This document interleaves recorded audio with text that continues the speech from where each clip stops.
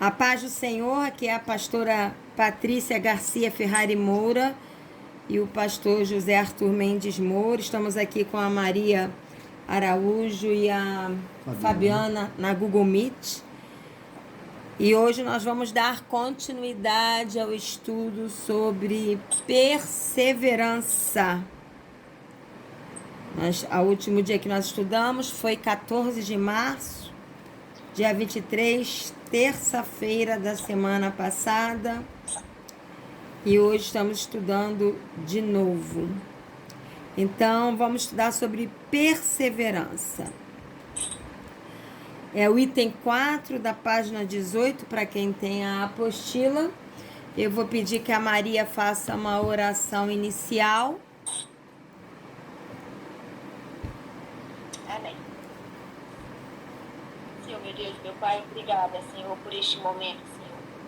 Estar aqui, ó Deus, com os irmãos, para ouvir mais da Tua palavra, para aprender mais de Ti, Senhor. Ó Deus, em nome de Jesus, que o Senhor venha falar conosco. Que o Senhor venha falar aos nossos corações, Pai. Não só a nós, mas todos aqueles que vai vir ouvir depois, Senhor. Em nome de Jesus, que Teu Espírito Santo fique conosco e permaneça conosco. Em nome de Jesus, nos dá ouvido sensível, Senhor, para ouvir a Tua voz, Pai. Em nome de Jesus, Pai. Guarda, Senhor, os nossos pensamentos. Amém, para Jesus. Que o diabo não venha roubar, ó Deus, os nossos pensamentos. Guarda a nossa mente, Senhor. Guarda o nosso coração, Deus. Para que o diabo não venha roubar os nossos sentimentos, Pai. Em nome de Jesus. Assim eu oro e te agradeço, Pai, por fé. Em nome de Jesus. Amém. Amém. Então vamos lá. Perseverança na correção. É muito interessante que eu estava, antes de a gente começar a ler, eu me lembrei que hoje, quando eu estava fazendo aqui o serviço de casa, eu estava ouvindo uma pastora no YouTube. É até uma senhora, eu esqueci o nome dela. A missionária? Eu esqueci o nome dela. É uma missionária. É uma missionária, mas é pastora. E ela estava falando, ela falou uma frase que eu até ri, mas é verdade, falou assim: os pastores verdadeiros hoje estão sofrendo muito, porque eles não podem mais corrigir da parte de Deus. Não pode trazer uma palavra de correção de Deus, porque é uma igreja mimizenta. Uma igreja que se ela é corrigida, não volto mais, não quero ouvir, não gostei. E ela falou que está muito difícil a igreja crescer. Ela mesmo está falando, porque o que gera crescimento são palavras que vêm da parte de Deus, que corrigem, que aparam as arestas, que podam, que arranca aquilo que não é dele e imprime aquilo que é dele, né? Isso que leva ao crescimento. E isso nem sempre, no momento que a gente ouve, é prazeroso, né? Causa dor, a gente reconhece erros em nós, né? Mas o fruto disso, quando correspondido, é muito bom. E aqui fala sobre perseverança na correção. Deus nos corrige e nos disciplina porque nos ama intensamente. Né? A Fabiana, que é mãe, também sou. A Maria é mãe de sobrinhos e de menininhas que são vizinhas que ela cuida como mãe. E se a gente vê uma criança que vai fazer algo que vai correr risco ou que vai trazer consequências sérias sobre a vida dela, a gente não vai corrigir? Não, eu amo demais o meu filho, por isso eu não vou corrigir. Vou deixar ele livre para ele fazer o que ele quiser. A gente não vai fazer isso. Deus também não, muito mais. Né? Ele nos corrige porque ele nos ama intensamente. Nos corrigir é investir em nós. E fala aqui na apostila: logo, ele nos capacita mais e mais. Ele nos molda, né? Eu considero que nós somos uma massinha de modelar, ou deveríamos ser uma massinha de modelar nas mãos de Deus. Quem já foi criança, obviamente, e já brincou de massinha, Você dá a forma que você quer a massinha, né? Assim, nosso coração precisa ser diante de Deus para que Ele possa moldar o nosso caráter e até mesmo a nossa personalidade, né? Porque existem também desvios de personalidade. Moldar segundo o coração dele. E nós precisamos ter um coração como massinha de modelar. Então, logo Ele nos capacita mais e mais, nos molda para que, como filhos e filhas, sejamos participantes de sua santidade. Ele não nos corrige porque Ele nos quer mal. Ele nos corrige para que, ao perseverarmos, nós possamos viver o que Ele fala: sede santos como eu sou santo. Você pode ler, pastor José Arthur, livro de Hebreus, capítulo 12, versículos 7, 9 e 10. Hebreus, capítulo 12, versículos 7, 9 e 10. Suportem as dificuldades recebendo-as como disciplina. Deus os trata como filhos. Ora, qual o filho que não é disciplinado por seu pai? 9 e 10, né? Isto. Além disso, tínhamos pais humanos que nos disciplinavam e nós os respeitávamos. Quanto mais devemos submeter-nos ao Pai dos Espíritos, para assim vivermos. Nossos pais nos disciplinavam por curto período, segundo lhes parecia melhor. Mas Deus nos disciplina para o nosso bem, para que participemos da sua santidade. Deus aqui está mostrando que nós, pais, falhamos. A gente disciplina os nossos filhos, mas muitas vezes a gente exagera ou disciplina a menos, aquém do que deveria. Ou além ou aquém, às vezes a gente passa da medida. Às vezes a disciplina, quando não aconteceu, né? Pelo menos comigo já aconteceu muitas vezes. Quando a gente vai disciplinar, em vez de ser movido só pelo amor da correção, junto vem a bagagem do cansaço, do estresse. E aí a gente acaba despejando em cima do filho que ele não deveria ser despejado. Mas acho que acontece com toda mãe, com todo pai em algum momento. Porque nós somos seres humanos falhos e o próprio Deus reconhece isso aqui em Hebreus. Mas ele não. A disciplina dele é infalível, é irretocável, é de um primor, de uma equidade e de uma retidão. Então, quando ele está nos disciplinando, ele sabe o que está fazendo. Aprender a perseverar quando somos confrontados por uma palavra de exortação. E exortar é o quê? Chamar para perto da vontade de Deus. Muitas vezes as pessoas não querem ser corrigidas porque por causa de lideranças que, em nome de Deus, não corrigem. Isto é, expõe, ridiculariza, né? Eu já tive em lugares que eu presenciei as coisas sendo faladas nominalmente de púlpito. Meu Deus. E fazer isso é um crime. Você expor alguém de púlpito é criminoso. Citando nome, né? Citando nomes, você pode usar numa pregação um exemplo de uma circunstância sem dar nomes ou qualquer pista de quem seja. Mas jamais você pode usar numa pregação ou no ensino o exemplo dando nomes. Nossa. E aí o que acontece? Eu mesma, até em termos políticos, eu excluí do YouTube algumas pregações, vão notar lá que eu excluí, porque eu creio que eu passei da medida. Eu dei nomes e eu não quero mais dar nomes. Eu acho que a gente tem que orar, denunciar o pecado sem dar nomes. Então eu excluí. Porque às vezes nós somos influenciados pelo que todo mundo está falando. E é verdade, não são mentiras, né? Mas nós temos que ser... Eu estava ouvindo uma palavra que mexeu muito comigo, que nós precisamos ser diferentes. Nós precisamos denunciar a corrupção sem denunciar o corrupto.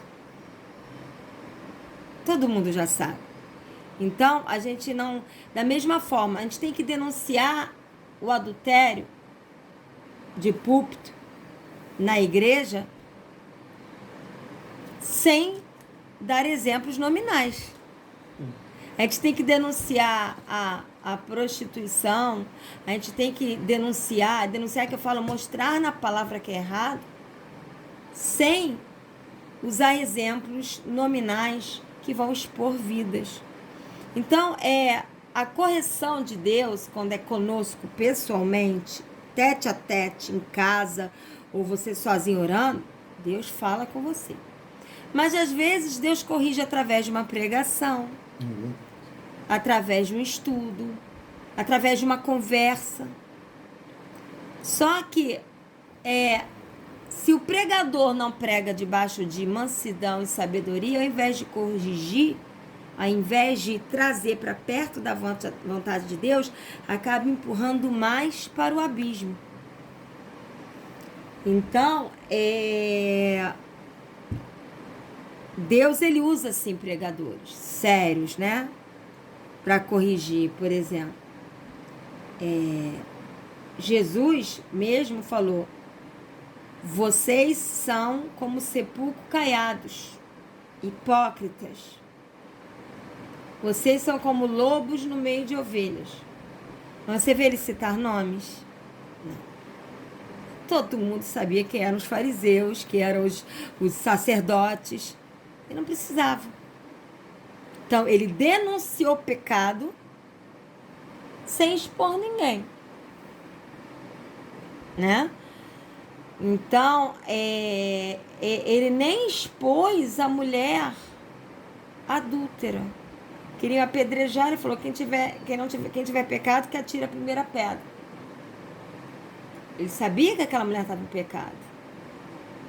Aí todo mundo largou a pedra, foi embora, e ele não passou a mão na cabeça dela. Ele não falou: olha, pronto, tudo bem, pode ir embora. Não, você pode ir embora, mas não peque mais.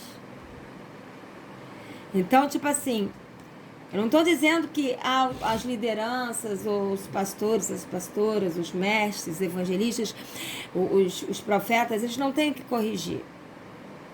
Porque se não corrigir é omissão, né? Ou está conivente com o pecado, mas tem que corrigir com sabedoria. Porque a verdade é que quem já tem mais tempo no Senhor, olha para o Senhor. Mas quem é novinho na fé, vocês já passaram por isso, não são mais novinhas na fé, mas quem é novinho na fé, que ainda não tem muita experiência e intimidade com Deus, ele espelha Deus na liderança. Isso acontece. E aí vem uma liderança que é uma catástrofe, ele pensa que Deus é uma catástrofe.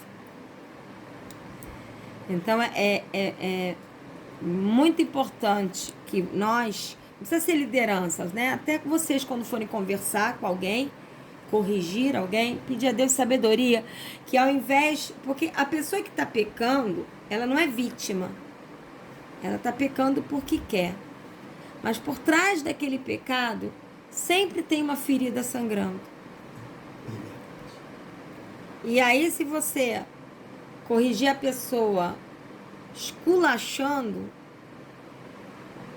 ela, ao invés de vir para perto do Senhor, aí mesmo que ela vai chutar o balde, vai se lançar, que nem os porcos, a manada de porcos. Não... E é o que tem acontecido. Muitas pessoas têm saído dos cultos, saído do meio da congregação, decepcionadas com lideranças, que não estão tendo sabedoria para liderar. Então, exortar, então, lendo de novo, precisamos aprender a perseverar. Por que perseverar? Quem gosta de levar bronca? Se alguém falar que eu gosto, vou dizer que você está precisando de cura interior. Ninguém gosta.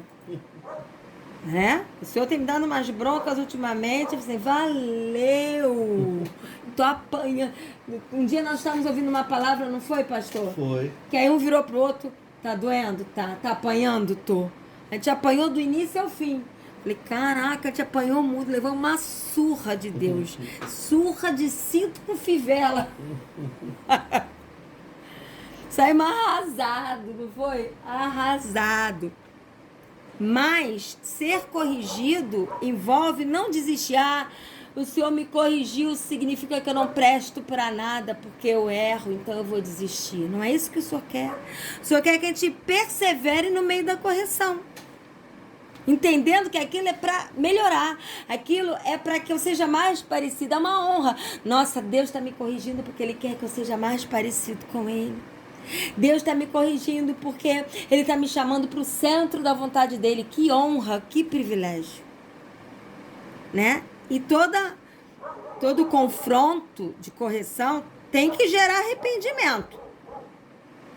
Que não adianta lágrima de crocodilo. Ai, Senhor, me perdoa, Senhor. 10 minutos depois eu estou fazendo a mesma coisa. Não adianta. Não é? Então, eu estava hoje ouvindo, hoje eu fui corrigida também ouvindo, eu gosto de contar porque até incentivo as pessoas a ouvir. Hoje eu ouvi 2 palavras porque, limpando aqui, fazendo serviço. Um foi da missionária Edmeia, que o pastor aqui achou o nome dela, e o outro foi da Helena Tanuri, que foi uma conversa sobre casa organizada. E ela estava falando que casa totalmente desorganizada tem espíritos malignos por detrás disso. A casa que vive bagunçada são espíritos malignos. Ela Pregou sobre isso. E ela deu até uma puxão de orelha nos maridos, que os maridos acham que isso é dever só da esposa. A esposa tem que ser boa dona de casa. Mas o marido precisa ajudar. Os filhos também. Todos comem, todos andam na casa, todos dormem. Então, por que ninguém faz? Né? Mas nisso eu não levei bronca, não. O que eu levei bronca foi a psicóloga, que é cristã, falando que precisa haver o equilíbrio entre querer a casa organizada e querer a casa tão organizada que você não pode usufruir da casa. Aí eu apanhei. Aí, levei um tapa daquele de estalar. Porque às vezes eu sou meio toque, meio exagerada. A casa tem que ter tão organizada que você não pode usar a almofada. E ela até usou um exemplo. Use, né? Falava para os filhos, vocês podem pegar a almofada, rolar com a almofada, abraçar a almofada, amassar a almofada. Acabou de usar a almofada? Afofa ela e põe ela no lugar. Esse é o equilíbrio. O equilíbrio de usar, enquanto está usando, está desorganizado. Depois põe no lugar. E também usar e deixar jogado é outro desequilíbrio. Então, o equilíbrio é usufruir e depois deixar ajeitado. Esse é o equilíbrio, né? Muito boa essa palavra. Depois vou mandar para todas as mulheres. Sentar na cama e depois ajeitar, né? Tipo, qual a mulher que depois que estica a cama toda bonitinha e aí lá vai a criança ou o marido, pula em cima, deita e quando levanta, fica a marca direitinho de onde sentou e tudo bagunçado, chega a rodar a colcha. Não é legal, né? Não é legal. Sim. Não é legal pra gente. Muito bom. É o quê? Muito bom, muito bom. Então vamos lá. Nós mulheres é que sofremos a parada, né? Porque eu sei que eu tô falando com 2 mulheres cuidadosas. Então, a gente sofre a parada. Então, voltando aqui, isso é bom pra gente aprender outras coisas também. Então, perseverar. Sobrou para nós. Sobrou pra você. E a perseverança na exortação, quando a gente confrontar, tem que gerar arrependimento que leve à mudança. Eu vou pedir a Fabiana que leia pra gente, se ela puder. 2 Coríntios, capítulo 7, versículo 10.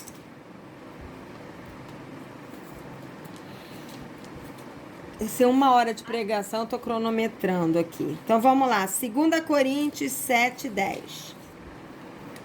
A tristeza, segundo Deus, não produz remorsos, mas sim um arrependimento que leva à salvação, e a tristeza, segundo Deus, morte. Viu? Você pode ficar triste, mas isso não vai gerar morte. Isso vai gerar arrependimento e mudança. Quando é que você sabe que é Deus que está corrigindo? Você tem o desejo de mudar. Né? Agora vamos para a página 19. Ainda falando sobre perseverança. Pastor, quiser falar alguma coisa? O pastor está aqui do lado, mas pode falar, tá, amor? Então vamos lá. Perseverança é o item 5 da página 19. Perseverança envolve confiar. Eu comi o R, né? Quem tiver a apostila aí com lapisinho, a caneta, coloca o R. Perseverança envolve confiar. E quem confia em Deus e no seu amor não adoece na ansiedade. Ansiedade é o mal do século, né? Um dos males. A depressão também está muito grande. Muitas pessoas com depressão. Mas a ansiedade é o início da depressão, né? Quando ela não é tratada diante de Deus, ela se torna numa depressão. E a ansiedade equilibrada é normal. Tanto que eu estou estudando Gênesis. E Agar, quando ela foi, né, que Sara pediu a Abraão que mandasse embora Agar e Ismael, e deu a ela pão, isso é simbólico, deu pão mesmo, mas até tá lá no estudo, deu pão e água, deu o que ela precisava, pão e água.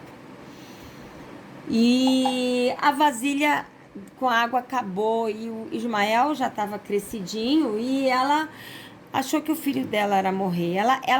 Ela ouviu a promessa sobre a vida de Ismael, que Deus ia cuidar de Ismael, que Deus não ia abandonar Ismael.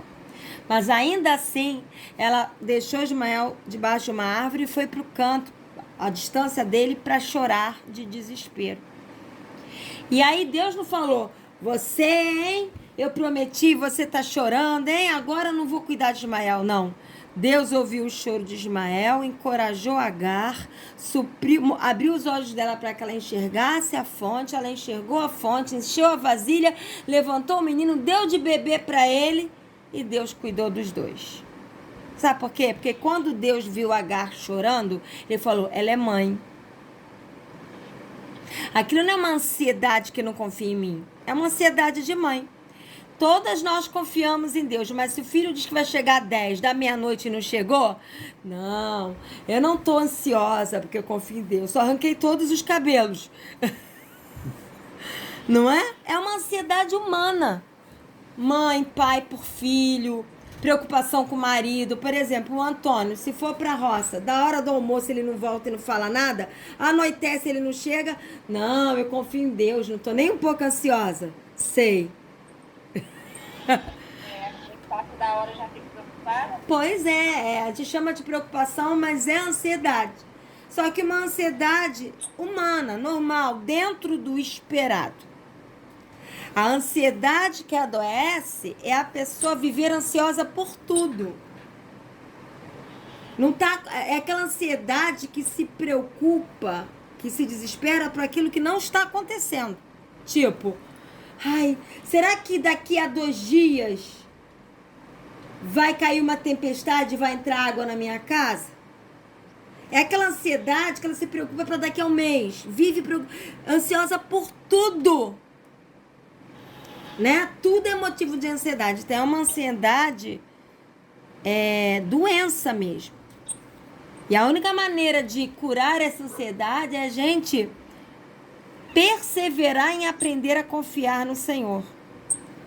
Porque o mundo está doente. Além de ele jaz no maligno, as pessoas estão emocionalmente muito doentes. E se a gente não tiver todos os dias perseverando em orar e confiar no Senhor, a gente adoece junto. Então, aqui na apostila fala, a confiança vem pela renovação da mente. Não é autoconvencimento, né? Uma coisa que aí já não é ela não, acho que era outro pastor. Foi a Aline que mandou para mim, aquele pastor que grita, mas falou umas verdade, bem verdade. Ele grita muito, mas não. Ele falou assim: eu não aguento mais esses pastores coaching. Eu não preciso de coaching, eu preciso de ter a minha mente renovada pela palavra. Geralmente esses pastores, entre aspas, coaching, nem abre a Bíblia.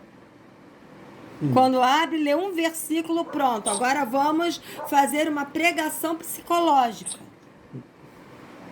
Né? Absurdo. Virou uma moda. E a confiança, ela não vem com coaching ou com... Você pode até fazer psicóloga, psicanálise. É uma profissão séria, nada errado com isso.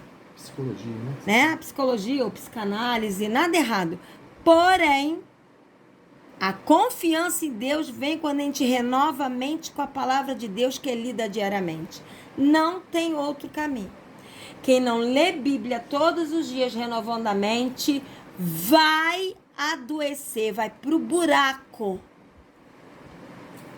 Que nem espiral. Porque a única coisa que mantém a nossa mente... Por que Jesus falou para os discípulos, quando foi lavar os pés deles? Tinha que ser Pedro, né? Jesus pegou toalha, pegou a bacia. Eu falo que tinha que ser Pedro, porque Pedro é... Tam. Aí ele chegou... Senhor, não lava só os pés, não. Me lava todo. Só ele falou isso, né? Próprio dele. Mas foi sobre, usando a vida dele, que Deus levantou a igreja para dar um tapa na cara de todo mundo que achava que o temperamento dele era problema. Mas aí, o que acontece? Jesus falou, não preciso lavar vocês todo, porque você já tem um coração limpo.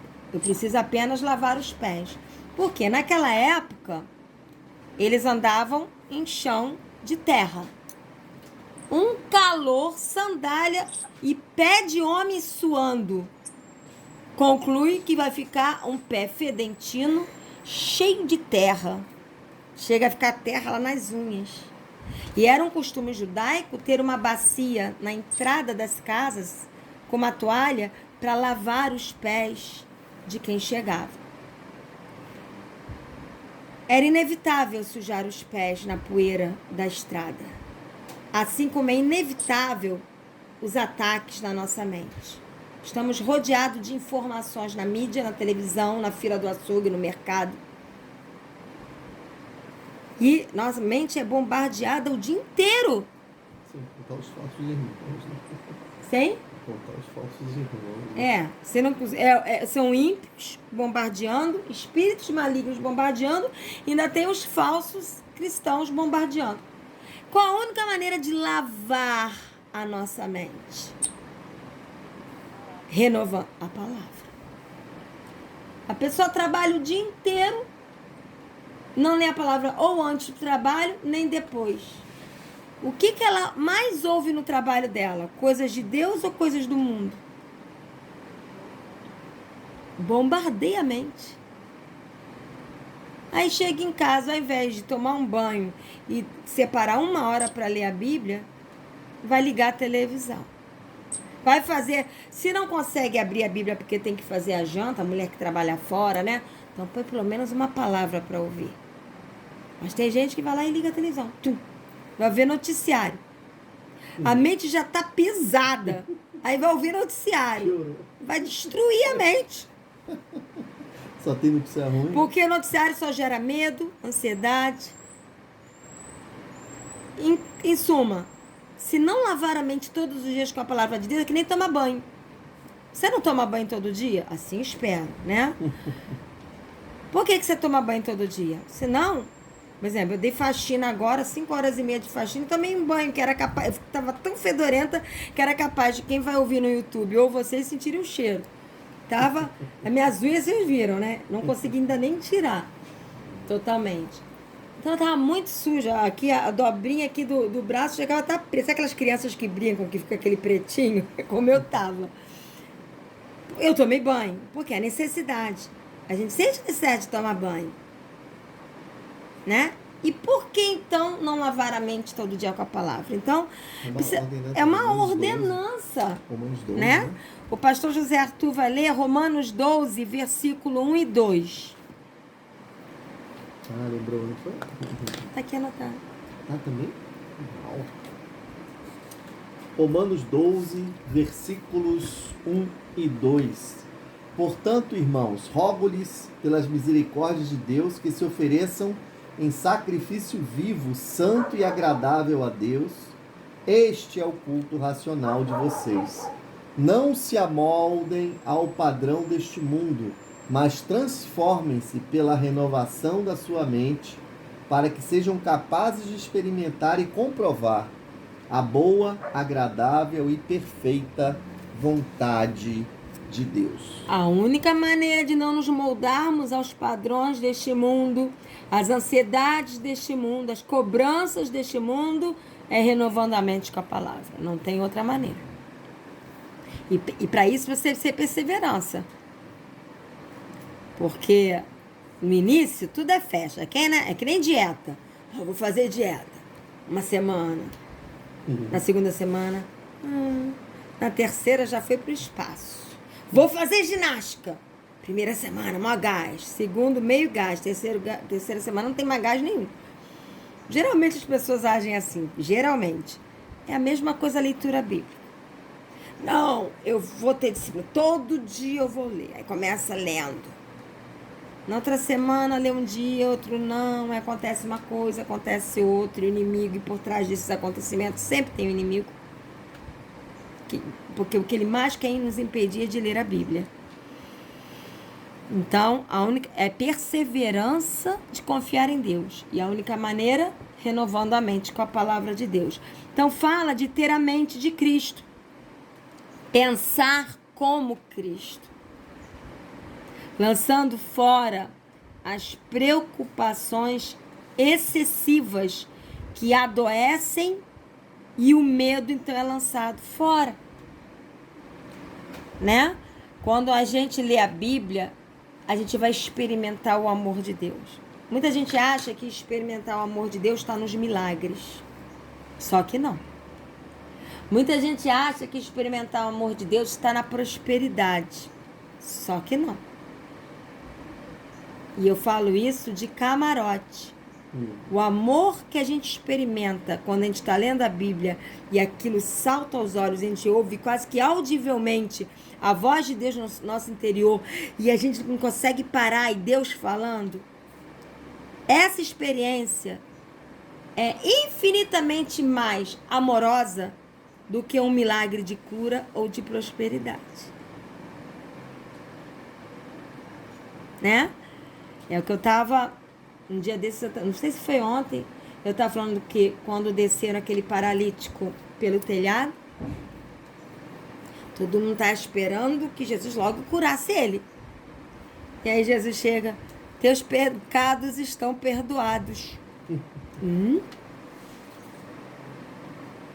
Porque ter pecado perdoado é uma prova muito maior de amor do que ser curado de uma paralisia física.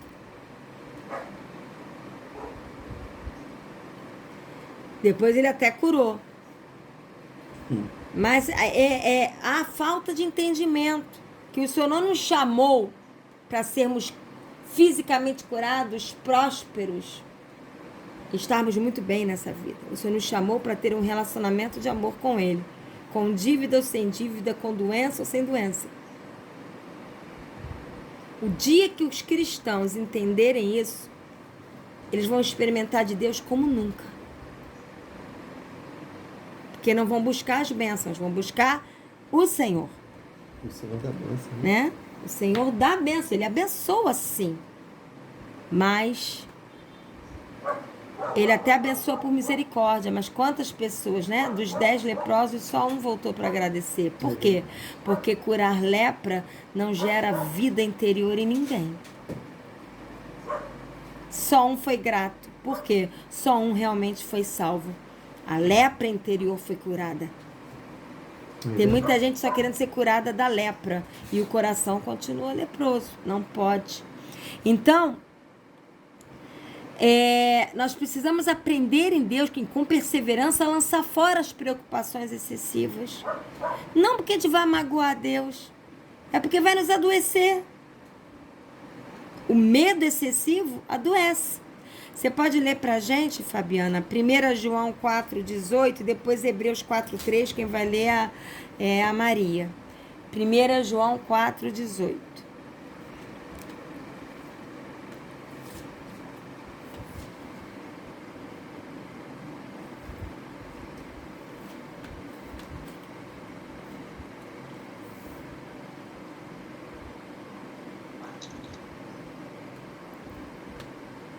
O amor não há medo.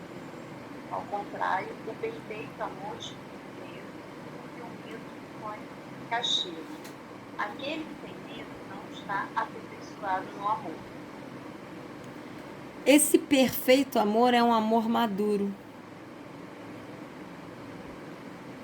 O amor da noiva para com o noivo, dos cristãos, dos filhos de Deus para com Deus, é um amor maduro.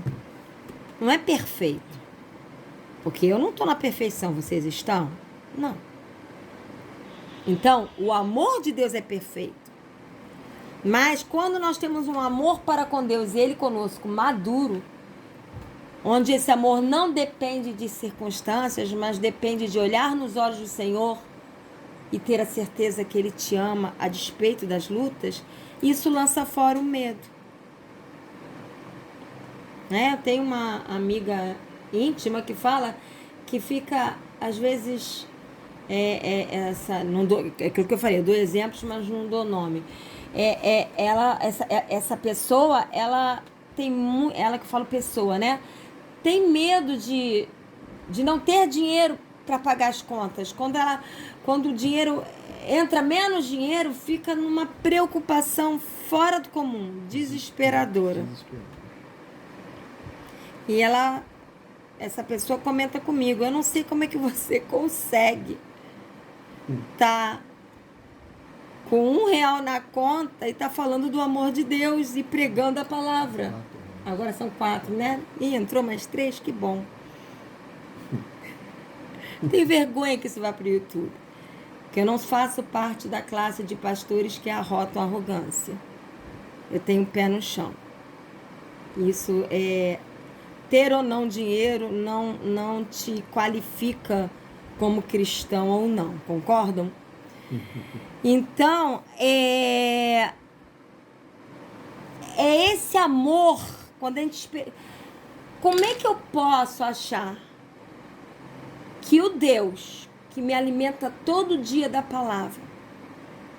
Hoje eu acordei de madrugada, estava estudando Gênesis e Deus falando coisas que depois eu fui compartilhar com o pastor. Ele falou assim, nossa, eu li isso e nunca vi isso aí. Olha, eu creio que essa minha leitura da Bíblia toda vai dar um... Deus está falando coisas assim fortíssimas, toda honra e glória a Deus, mas eu chego com muita fome, sabe? E eu leio e eu paro para ouvir o Senhor e aquela experiência é tão maravilhosa. E como é que eu posso achar que o Deus que está ali falando comigo, desnudando a palavra, não vai me dar o que comer? Como é que eu posso imaginar isso? E quando eu falo comer, eu não estou falando que Deus vai me dar um caviar. Eu estou falando que Deus vai me dar pão de cada dia. A simplicidade do Evangelho. Então, quando a gente experimenta um Deus que vai muito além das curas, dos milagres, das campanhas, mas um Deus de intimidade, de ouvir Ele, de ler a Bíblia e Ele falar com você, sentir-se abraçada. Quantas vezes, né, amor? Eu tô lendo a Bíblia, eu começo a olhar, parece que eu tô entrando noutra dimensão e eu sinto a presença do Senhor e eu abraço Ele, Ele me abraça. Quando você vive essa experiência, não tem lugar para o medo. Onde entra o medo aí? Medo de que o Deus que me ama vai virar as costas para mim? Não tem coerência. E é essa perseverança de confiar, que vem com a leitura bíblica, que vem com a oração, com o desenvolvimento de um relacionamento de intimidade com Deus. Não tem como aprender a confiar no Senhor. E eu vejo isso como uma necessidade urgente no meio da igreja. Porque estão vindo dias difíceis e muito. E quem não tiver um relacionamento de intimidade com o Senhor não vai conseguir ficar de pé. Né? Então, a confiança em Deus é entrar no descanso de Deus.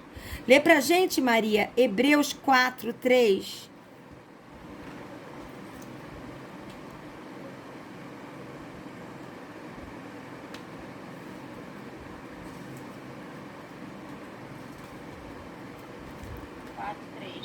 Isto, amada. Pois nós, os que cremos, é que entramos naquele descanso, conforme Deus disse. Assim jurei na minha... só até o 3. Assim jurei na minha ira, jamais entrarão no meu descanso, embora as suas obras estivessem concluídas desde a criação do mundo. Ele está se referindo ao povo mimizento do deserto. Ai, nós queríamos a carne que tinha lá no Egito. A gente não quer esse maná não tem gosto. Queremos as cebolas. Ai, estamos cansados. Ai, só faziam reclamar. Sabe o que era isso? Não tinha experiência com Deus. Tinha experiência com Deus que livrou eles do Egito. É o que eu falo. Ter experiência com milagre é uma coisa. Ter experiência com Deus vivo é outra. Eles não conseguiam enxergar que o maná de cada dia era a expressão profética do que Deus queria fazer na vida deles. Então, entrar no descanso de Deus, aí fala, Deus se irou contra eles, porque eles não criam no amor dele. A incredulidade deles de não crer no cuidado de Deus impediu que eles entrassem na terra prometida. E ficaram 40 anos à roda no deserto. Porque entrar na terra prometida não é alcançar os nossos sonhos. Entrar na terra prometida é viver os sonhos de Deus. Enquanto as pessoas, os cristãos, acham que entrar na terra prometida é ver Deus realizando todos os nossos sonhos, vai ficar 40 anos rodando no deserto, sem experimentar Deus. Mas quando a gente entende que entrar na terra prometida é viver aquilo que está no coração de Deus, e isso é incomparável, você não morre no deserto. Então, Deus se irou contra eles e falou, mas há uma promessa de nós entrarmos no descanso de Deus. Descansar nele, né? Aqui na apostila, perseverança em confiar para não adoecer em preocupações insanas e desnecessárias. Pastor, você pode ler Lucas 10, 41 a 42.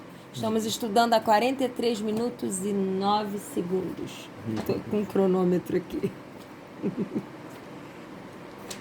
Lucas 10, 41, 42.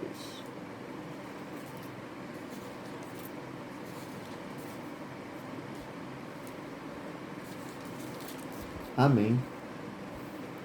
Respondeu o Senhor, Marta, Marta, você está preocupada e inquieta com muitas coisas. Todavia, apenas uma é necessária. Maria escolheu a boa parte e esta não lhe será tirada. Veja, a intenção de Marta ali era boa. Ela queria agradar Jesus com uma boa comida. Ela não era má. Tanto que que Jesus não estava bronqueando com Marta e esculachando com ela. Estava querendo trazer para ela para o posicionamento de Maria. Aí é um posicionamento. Estamos vivendo épocas, entendo o que eu vou falar, que as pessoas estão adoecendo de ansiedade dentro das igrejas locais por causa do excesso de atividade.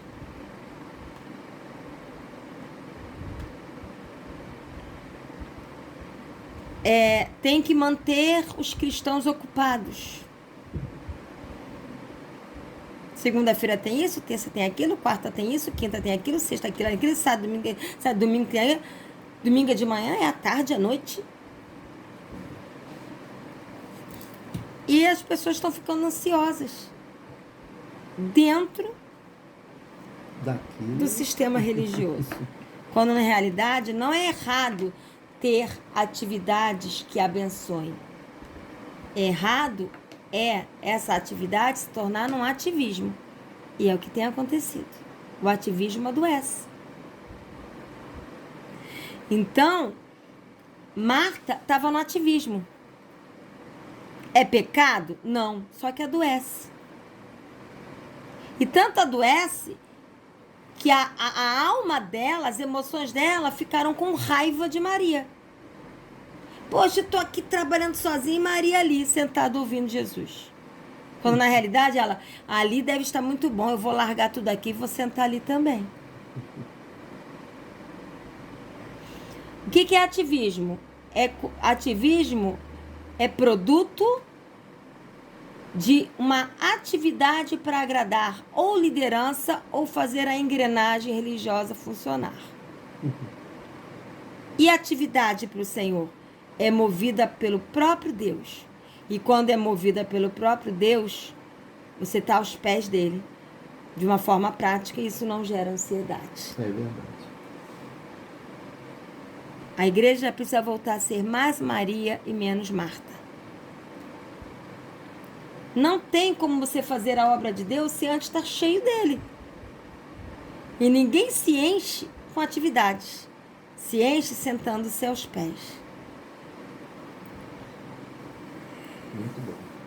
Então, aqui na apostila fala, a confiança, né? Nós precisamos perseverar na confiança que permite o total governo do Senhor em cada área da nossa vida.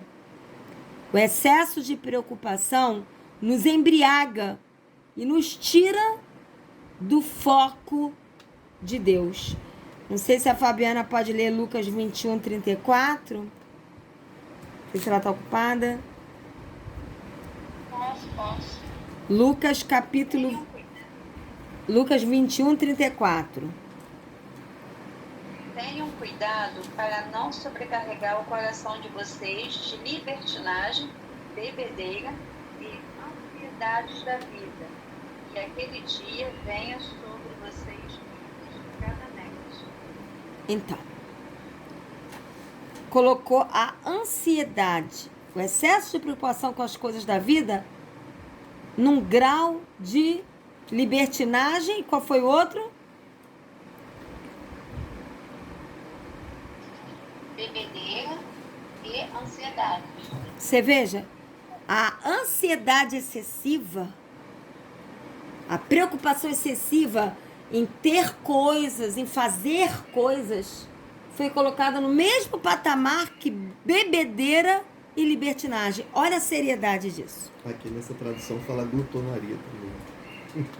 Aqui Aqui é a corrigida fiel. a corrigida fiel, o pastor falou que na fala da glutonaria. Porque embriaga. O excesso de atividades neste mundo, querendo sempre produzir mais e mais, eu tenho que produzir, eu tenho que bater meta, eu tenho que produzir, isso embriaga. Não é? É o equilíbrio. Ah, então agora eu vou ficar só na rede tomando suquinho. Não. Existem obras práticas, tanto na vida espiritual como na vida natural. Você tem que fazer a sua parte. Mas tem gente que é uma coisa excessiva, ao ponto que não tem tempo nem de buscar a Deus. Né? Precisamos entender o valor que temos para Cristo e que não há o que temer. Você pode ler, Maria, Lucas 12, versículo 7.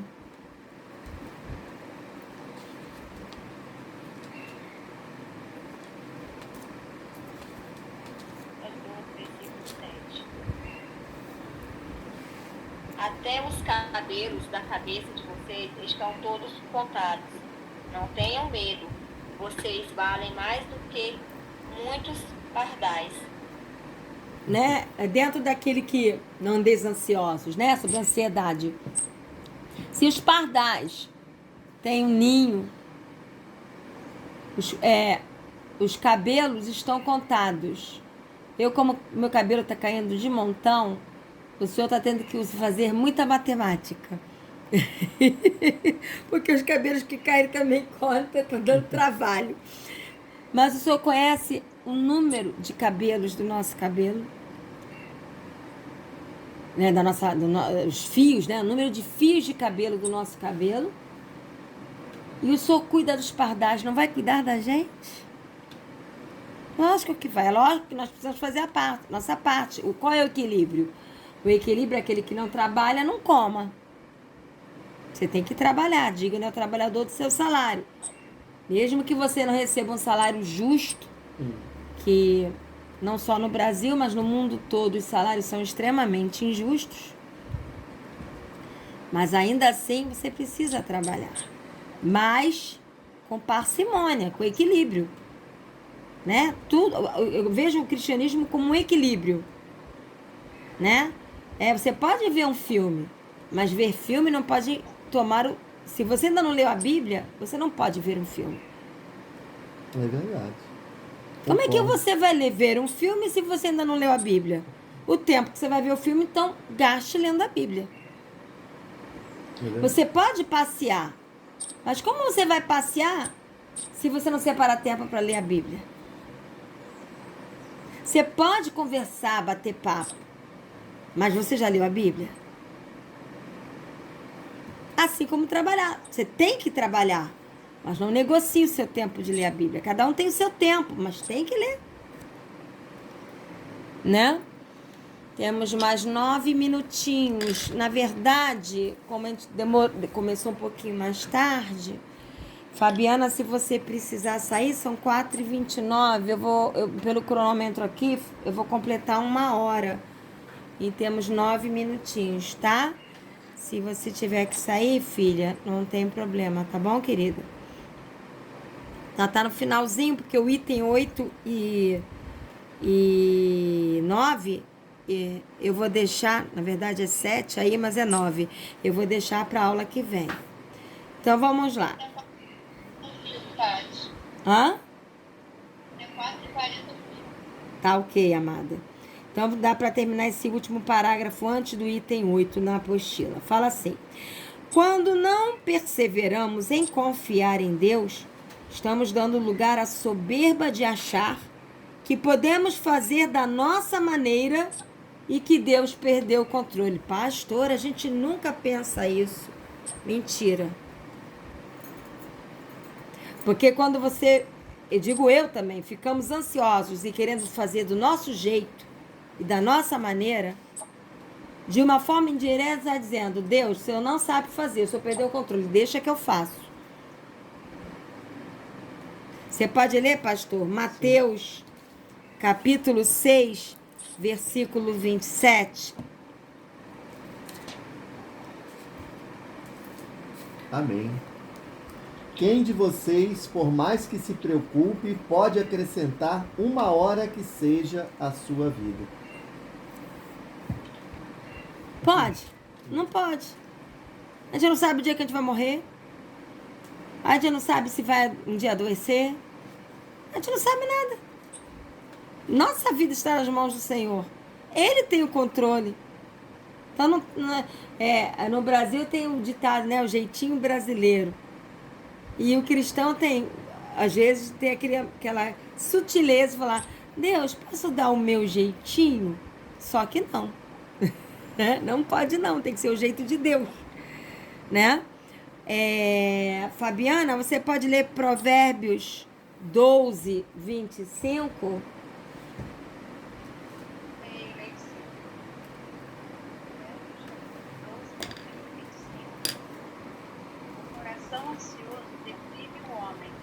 Uma palavra bondosa o anima. Então, o coração ansioso adoece. Leva o homem a definhar. Enquanto é uma palavra animadora, encoraja. E o Senhor quer nos reanimar. Só que, às vezes, nós estamos tão ansiosos que a gente não consegue nem ouvir a palavra que Deus está nos dando para encorajar. Porque a ansiedade, ela não só adoece e embriaga, muitas vezes ela ensurdece. A ansiedade excessiva. Também damos lugar à ansiedade corrosiva. Além de uma ansiedade excessiva, embriagadora e ensurdecedora, tem a corrosiva, que contamina os outros, né? Você pode ler, Maria, Salmo 94, 19?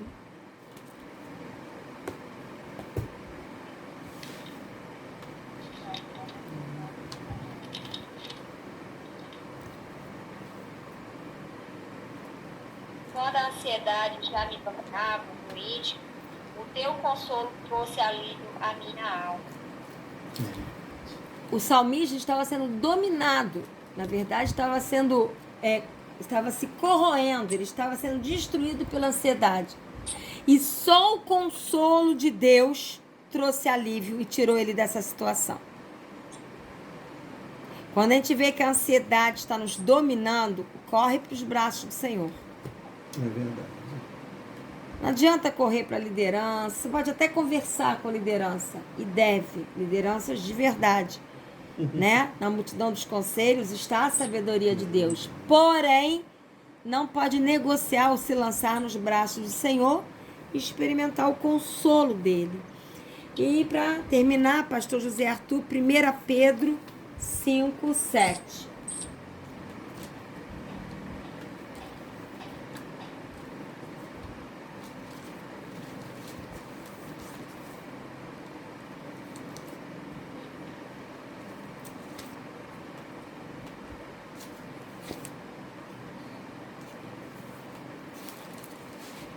É que ele está com a Bíblia, que eu estou lendo a leitura, que eu vou ler o ano todo, e essa parte está coladinha, porque eu estou em Gênesis, aí as páginas estão coladinhas. Lancem sobre ele toda a sua ansiedade, porque ele tem cuidado de vocês. Lançar sobre ele, né? É pegar essa bomba explosiva, dinamitadora que está dentro da gente e colocar para o Senhor.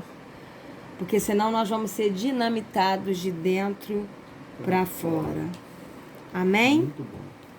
Então eu vou pedir, como a Maria fez a oração inicial, eu vou pedir, ela ainda tem mais 5 minutinhos, que a Fabiana faça a oração final.